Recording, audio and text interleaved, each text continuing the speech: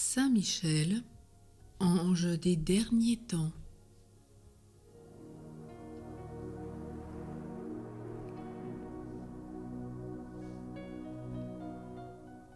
Un jour viendra où, selon l'expression biblique, notre monde sera fermé comme un livre.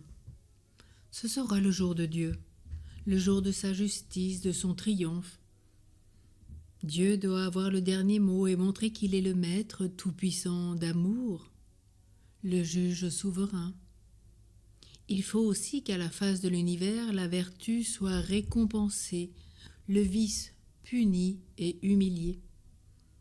Saint Michel aura un grand rôle à remplir dans les événements qui s'accompliront alors. D'une éclatante façon, il apparaîtra comme le soldat de Dieu, le vengeur de ses droits.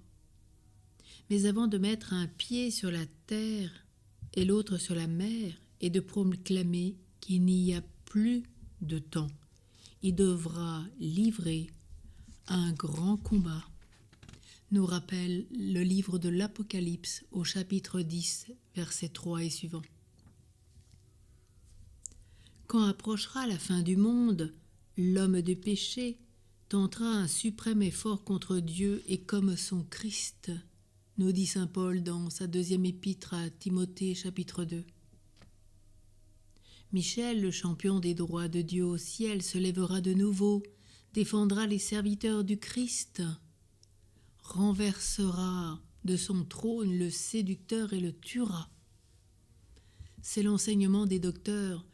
Ils nous apprennent, au témoignage de saint Grégoire le Grand, que l'archange Saint Michel sera l'envoyé céleste qui tuera l'Antéchrist. Il est écrit, c'est vrai que le Seigneur Jésus tuera l'Antéchrist d'un souffle de sa bouche. Deuxième épître à Timothée, chapitre 2, verset 8. Mais les commentateurs entendent par ces mots un commandement donné par le Christ à son archange. Saint Michel agira comme son ministre, comme un rayon de sa gloire. Puis sonnera l'heure solennelle, la dernière. Alors tous les habitants de la terre devront paraître devant l'Éternel. À la voix de l'archange, nous dit toujours saint Paul. À l'appel retentissant de la trompette, une voix puissante circulera dans les entrailles du sol bouleversé, et au dernier son de l'instrument angélique, en un instant, en un clin d'œil, les hommes sortiront de leur tombeau. Première épître aux Corinthiens. La croix de Jésus-Christ aux mains vaillantes de Saint Michel, le porte-étendard, frappera leurs yeux épouvantés, puis semblable à l'éclair qui brille à l'Occident et illumine jusqu'à l'Orient, le Christ apparaîtra majestueux au milieu d'une nuée étincelante d'esprits célestes.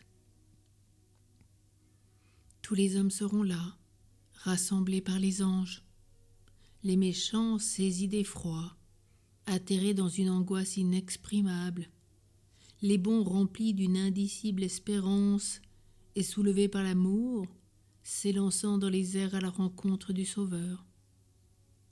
Les anges opéreront la séparation préparatoire au jugement et la discussion s'ouvrira. La sentence prononcée, les anges voleront à son exécution. Prenant la tête du brillant cortège, Saint Michel conduira les élus au paradis de la joie et les présentera devant le trône de Dieu. Puis, foudroyant comme l'éclair, il précipitera les damnés dans l'âme de feu et en scellera les portes à jamais. Tel sera le prélude de l'éternité. L'Église appelle redoutable ce jour du jugement.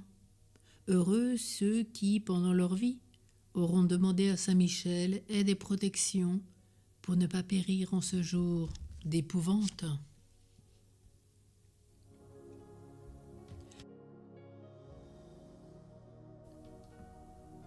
Dans la pratique de ce jour, la sentence portée sur nous au dernier jour sera telle que nous l'aurons préparée pendant toute notre vie. Dieu ne fera que ratifier nos choix, à nous de bien choisir, et nous serons jugés sur l'amour.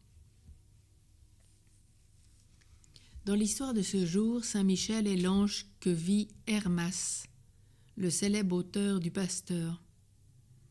Un jour, il lui apparut avec 6 autres esprits bienheureux. « Allez, bâtissez, dit-il à ceux-ci. » Hermas aperçut une grande tour que l'on élevait. Les 6 se bâtissaient et plusieurs milliers d'autres leur apportaient des pierres. Les constructeurs en employaient quelques-unes, mais en brisaient d'autres et les jetaient à l'écart. Celles qu'ils jetaient à l'écart roulaient dans un lieu profond occupé par une fournaise et où elles devenaient tout ardentes. Et comme le spectateur demandait l'explication de cette scène, Saint Michel lui répondit : « Les pierres admises pour la construction sont les fidèles qui marchent dans la voie des commandements. Celles qui roulent au milieu du feu représentent les pécheurs morts dans l'impénitence. C'est au jour du jugement que les anges, sous la direction de Saint Michel, feront ce choix des âmes.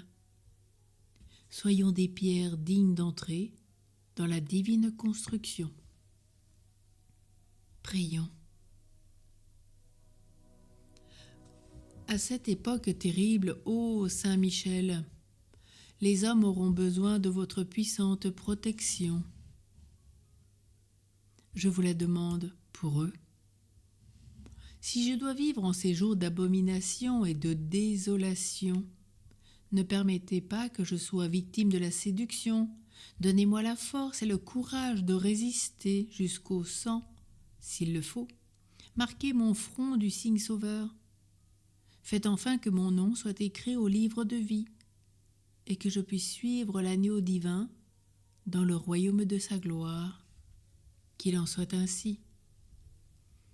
Saint Michel Archange, ta lumière éclaire-nous. Saint Michel Archange, tes ailes protège-nous. Saint Michel Archange, ton épée défends-nous de tout mal et du péché. Ensemble, prions le petit exorcisme de Léon XIII. Saint Michel Archange, défends-nous dans le combat. Sois notre secours contre la méchanceté et les embûches du démon. Nous le demandons en suppliant que Dieu lui commande. Et toi, chef de l'armée du ciel, par la force de Dieu, repousse en enfer Satan et les autres esprits mauvais qui rôdent dans le monde pour perdre les âmes. Amen. Au nom du Père et du Fils et du Saint-Esprit. Amen. À demain pour cette grande solennité que nous allons vivre ensemble avec les saints anges et les saints archanges.